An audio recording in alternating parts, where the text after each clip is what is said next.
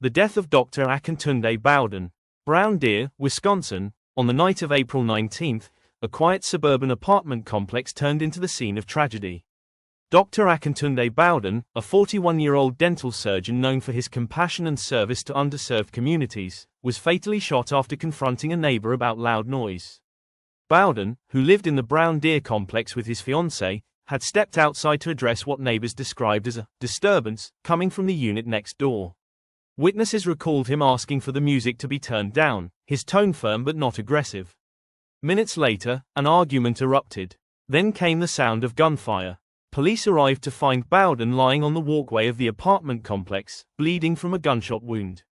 He was rushed to a nearby hospital but was pronounced dead shortly after arrival. A 27-year-old woman, identified by police as the shooter, was taken into custody that same evening.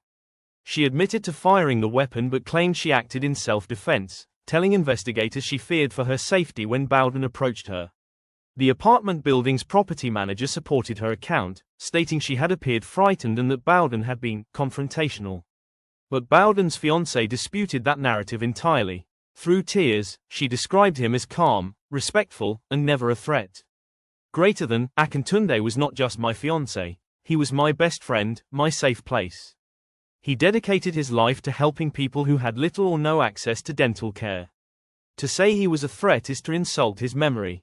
The case drew significant public attention, especially among those who had worked with Bowden in free clinics and outreach programs. Community members organized vigils and demanded justice, insisting that his death was senseless and avoidable.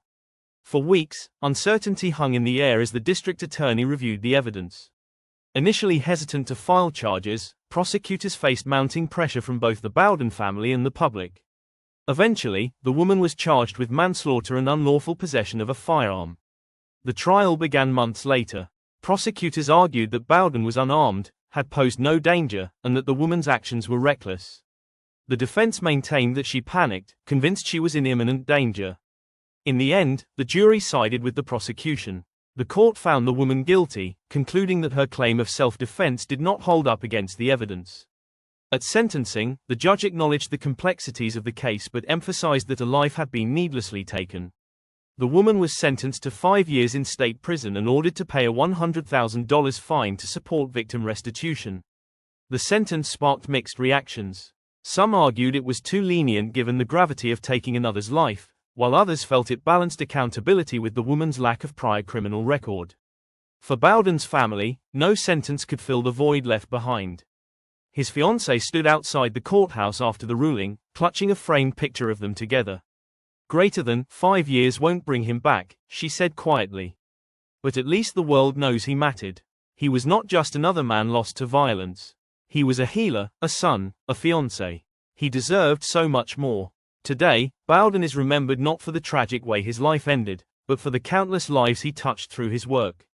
His colleagues continue his mission, offering free dental services in his honor, a legacy of compassion that even death could not silence.